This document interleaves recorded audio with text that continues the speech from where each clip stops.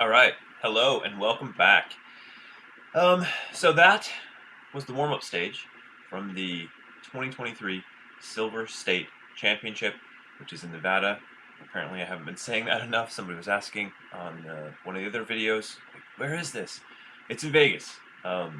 Vegas was awesome. We had a great time. So kind of rather than doing another gun review or just looking at another gun, I thought we'd do a match review and tell you about this match. This was a tier 2. Um, I thought it was a great match. When I got there, I found out that they haven't put on a match for a number of years. So this is a relatively new. They said it was like 2009 since they did the last one. So this is a relatively new squad, a new MD squad of you know people putting on a match, I guess. But I thought they did a great job. Um, that first one you saw there was the warm up stage and kind of a tier 2 matches. A standard stage is required. So that doing it as a warm up, meaning everybody shows up to their first bay, shoots the warm up, and then moves on to the stage they're going to shoot. And they tear down the warm up, and the stage is ready to go. But doing that, we've done that at Washington State in years past, where it's just easier to get the standard stage out of the way. That way, standard stages can sometimes slow down a match because they take a little longer, or they can. So this makes it quick, makes it easy, and it's out of the way. I thought this one was good because it's a little bit. It's only like 5 yards away, but it's a nice warm up to get you ready for the match, kind of get the jitters out of the way, and then one-handed shooting. A little bit of difficulty, not a lot. This one was downloaded to 6 rounds.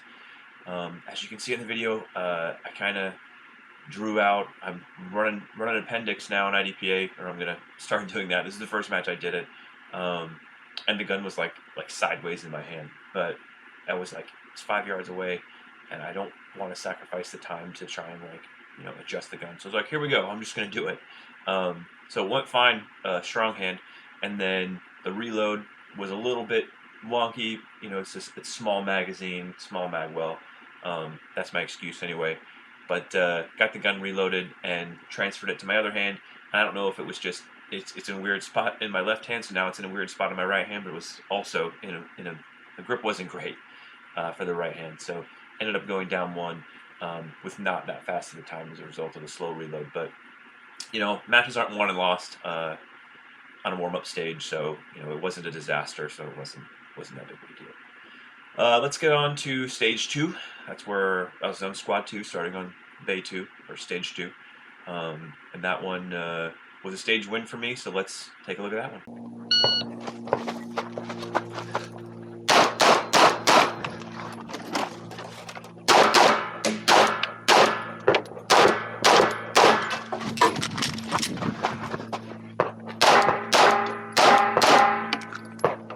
All right, so that was stage 2. As you saw, it's a seated start position. You start, there's a closed door. If you open that door, it starts a swinger going. A lot of shooters went and took the left 2 targets first. They're a little bit more of a difficult shot behind the targets behind the barrels. You could see the whole 0, but it was a little bit of a tight shot. And a lot of people elected to shoot that first. And I thought, you know what, I'm going to burn through my 10 rounds from the right to the left. It helps with my left-handed. I'm left-handed, so moving that way on my reload is a little easier for me. I thought maybe the door would get in the way, and technically it's out there, it's in the way, but it wasn't much to get around it. So I went right first, and my plan or my idea was, and pretty much for this whole match was I'm going to shoot this pretty quickly. That's the idea for every stage, but a lot of these targets were pretty close, and I was like, I think that shooting this quickly, getting 2 rounds on a swinger rather than waiting for a second presentation would be faster than not. So came across the right hand side, fired the first 2. The swinger went well enough, ended up down 1 on that one. I don't remember the total time on that stage, but down 1 on that swinger and only taking 1 pass on it. I'll take that. It was a little bit of a high risk plan, as the swinger goes from right to left. It exposes over the top of a non-threat. So shoot throughs count in IDPA. If you shoot through and hit that non-threat, then you get the down 5. But looking at that in the walkthrough, I thought, if I can open the door and shoot the swinger immediately, I mean, you have to, it's the first level of priority, but rather than taking it for 1 and 1, if I can get 2 on it, then I'm going to be in a better position, because that's where it presented to. It came out this way, and I thought, yeah, I can get 2 on it, save a little time over trying to shoot it, 1 and 1. So ended up going well.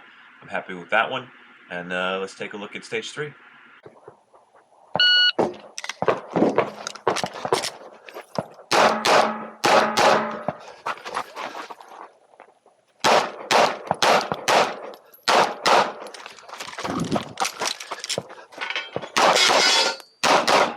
Okay, so that's stage 3. This is really the only, I don't want to say dumpster fire for me, but it was the only one that went pretty poorly. And it wasn't because the movement was off. It wasn't because there was a bad plan. It was just a failure to execute the shooting portion for me. So the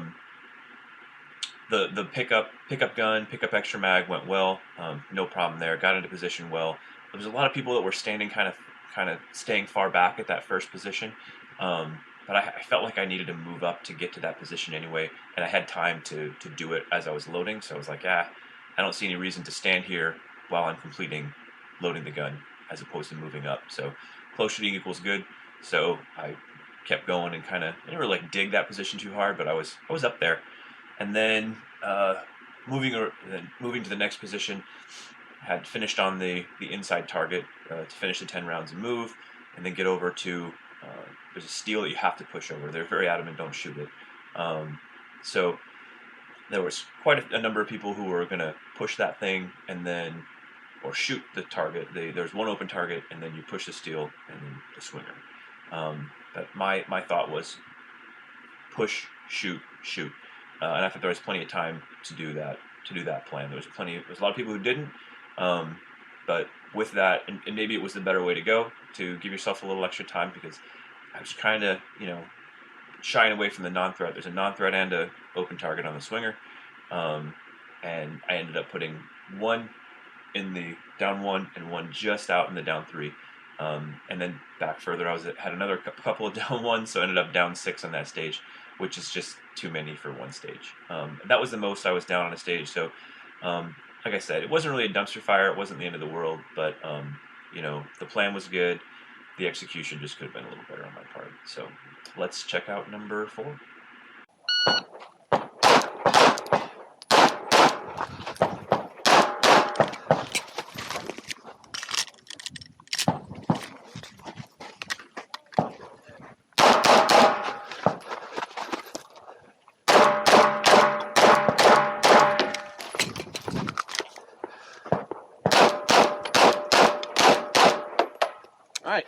All right, so that's stage 4.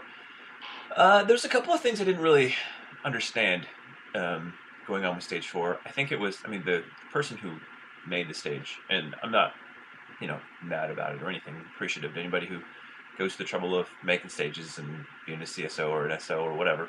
But I thought it was a little weird. Like, it was a low ready start, which I didn't really understand. And then you go over to, there's a guy who has, a dummy, has a belt on, and your extra mags are on him. And in the stage description, it says, you're in a gunfight, and your buddy's down, and he happens to have the same magazines as you, so retrieve the rest of your magazine, or his magazines, and complete the stage. I didn't really understand the necessity for low ready. I guess they're going for, you've been in a sustained gunfight and now you're out, and so you got to get okay. Not real sure what happened there. Camera shut off. I'm using the little one today because the other one won't connect, and then I think maybe it's I think it's getting too hot. But anyway, I didn't really understand the whole low ready thing. I think that could have been just draw from the holster and go.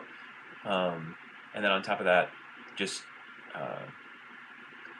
there was a couple. I watched a guy who shot it was like forcing somebody into a penalty if they had to take a makeup shot, which I generally don't like. I think if you're gonna have a stage that if somebody decides to take a makeup shot, aside from round count, division capacity, let's not force somebody to that. Like the guy he took a makeup, and therefore he had to go get magazines off the guy, and then he could have just shot right there because he's going to get a penalty either way.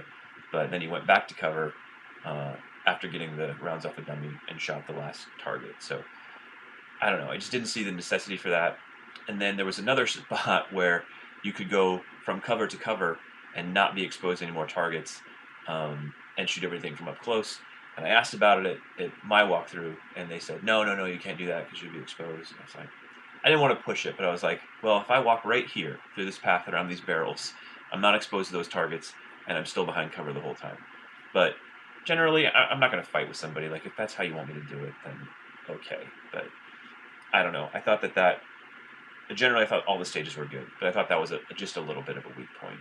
So, yeah, let's move on to stage 5.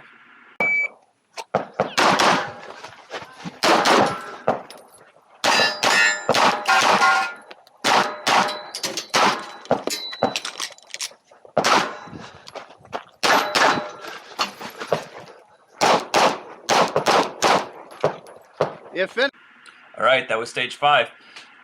This one was a pretty good one. There was one place, so as you saw, from the start beep, we've got retention firing through the cutout 0 of the first guy with 2 non-threats right behind. So you really had to be straight. You couldn't cant the gun at all, which is fine. Surprise target on the right as you move up to the first position of cover. From there, you've got a lower target or a target on top of another target. And behind the lower target is a steel activator, which activates it up-down with 1 presentation. There was a lot of people who shot that, top, then bottom, which activates the guy, then the up-down guy. I thought there was plenty of time to shoot the activator, shoot the guy on top, and then transition over to the up-down. And then it sort of forced a standing reload because there was another target here. And if you're in a 10-round division, you got 1 round on that guy, reload, or reload at 10 with the slide forward reload, and then finish it out, there was 2 sort of black barrels that were supposed to represent hard cover and a target behind that. So IDPA's new thing is, if it's a blue barrel, it's a vision barrier, and if it's a black barrel, then it's hard cover. You can't just say something is hard cover. The color matters now, which is ridiculous, but it is what it is. And then move over to the other side, the last position of cover where you've got an open target and a non-threat and just a headbox threat target sticking out from that. I saw it down 1 on that headbox and made it up immediately, so that worked out okay. And I was down 1 on the up-down, but shot that in a sequence where, if I had no choice anyway, there's no second presentation, but shot it in a sequence that I thought was fastest, so happy with that. Let's move on to stage 6.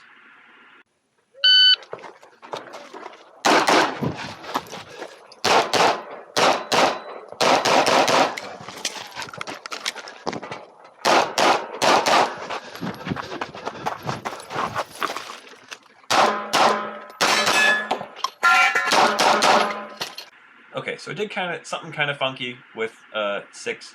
So I think that as a repercussion of SSP being 15 rounds now, there's a lot of not paying attention to where there's going to force standing reloads for the 10-round divisions.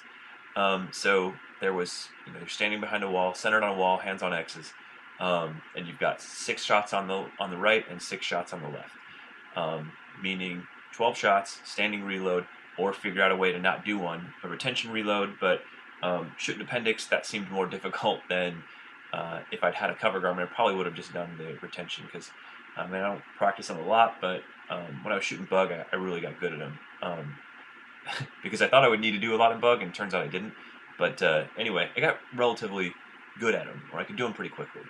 But without the cover garment, I didn't want to try that. So I could almost see, from where I was standing in the start position, I could almost see that first target. And I knew I needed to absorb a little bit of time on the draw anyway. So I was like, I'm going to hit this guy and then finish out my 10 over here, reload on the move, and then finish it out. The drop turner at the end, there was plenty of time to get that one going. It was not a drop turner that took a lot of time. There was only 1 presentation, but it was a rather long one.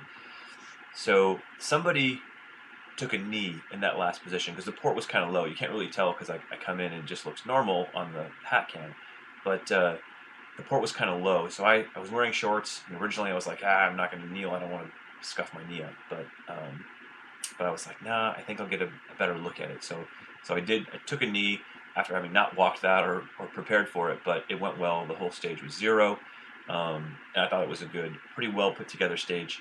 I don't really like the standing reload idea, but I kind of get it for SSP. If I had thought ahead, I think it would have been more fun to shoot that Glock 43X in SSP rather than ESP. But either way, it was a good match, and let's take a look at stage number 7.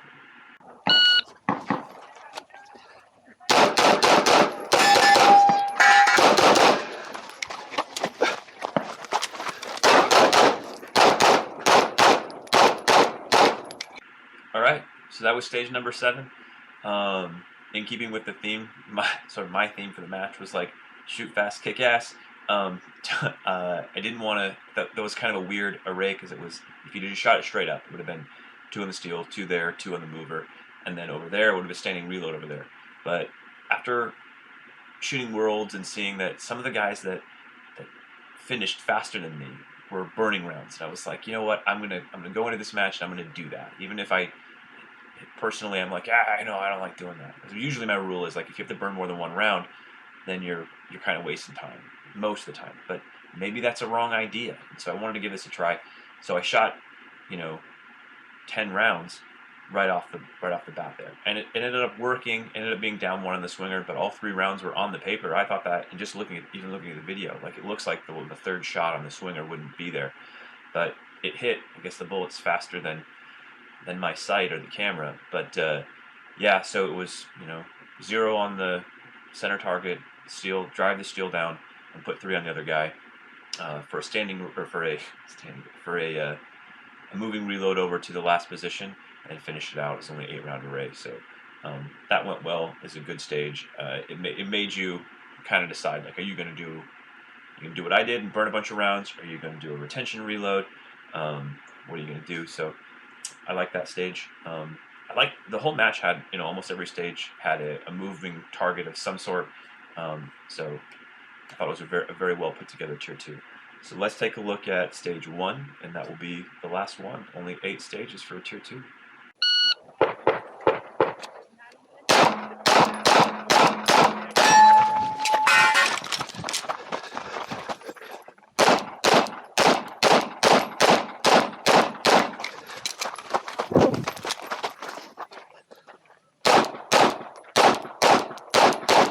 Finished. And we'll show clear. All right, that's it. That's the last stage. That was stage 1. I liked it well enough. I think there was a little bit of a gamer. I mean, the way I shot it was sort of the gamer way to shoot it, and that was, you could have changed it so that it wasn't possible. So you're pretty far back. I don't know, maybe 15, 17 yards behind a barrel, and you had the gun downloaded to 6 rounds. So 6 rounds for 5 shots, meaning that you could shoot at the steel. If you were to miss it, the steel activates the swinging non-threats. If you were to shoot at the steel and miss it, then you could move on to the next paper, to the paper targets, because they're a different level of priority. Shoot those with 4 rounds required, and then you have 1 round left for the steel, which is the way I elected to shoot it, and then not have to worry about those non-threats. So I think you could have downloaded to 5 and been okay with that. Maybe they were trying to give, somebody who would really need it the ability to make up that steal, and not, because if somebody runs ahead and it's closer than 10 yards, they could be disqualified if they re-engage a steal. So maybe that was their thought. The stage went fine overall. I was down 1 on each one of the far shots, which is only my fault. I wasn't really paying attention to it. I haven't shot that Glock 43X to know where it hits at that distance. Usually it's between 3 and, I think probably only shot it out to like 15. But it's usually point of aim, point of impact. But it was just a little high on both of them. It wasn't like it was way up in the head or anything, but it was just a little bit above the down 0. So maybe it's just a little high at that distance. I don't know. And then down 1 another one. So it was an okay stage overall, but I was down 3.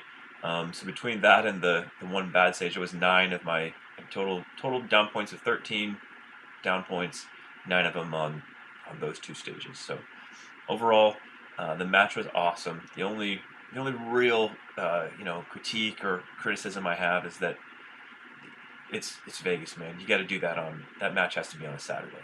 So we shot it on a Sunday, and staff shot on Saturday, but having the main competition on Sunday means that like I can't do anything Saturday night, or I'm gonna feel doing the things that you do in Vegas, gambling and drinking. You're gonna feel like crap on Sunday if you go do Vegas stuff on Saturday. So it'd be cool if the match was on Saturday, and then we can fly in on Friday night, shoot the match on Saturday, do Vegas on Saturday and Sunday, and maybe go home on Monday.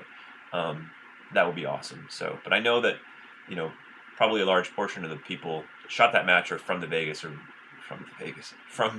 or from that area, and so maybe that's why they went that way. But either way, it was a good match. I'll definitely go back next year if they do it again, even if it's on Sunday. But I really hope they'll make it on Saturday, so we can make a bit of more of a weekend out of it. The girls and I went down and shot it, or I shot it. They hung out at the hotel, but we went down on like Saturday evening. We probably could have went earlier, but we're trying to do it, as least expensive as we could. So it would be awesome to get down and spend a little more time in Vegas, but either way, we'll be back next year. I sure appreciate everybody who put it on, and if you have the time and the means, check out our website, which is www.dz-214.com, where you can donate to all the charities that we sponsor, especially now. Today is the 10th of November. Tomorrow is Veterans Day. Happy birthday to the Marines who are out there. I know y'all take that really seriously. I don't get it, but whatever. Go donate to those very worthy causes. So we'll see you on the next one.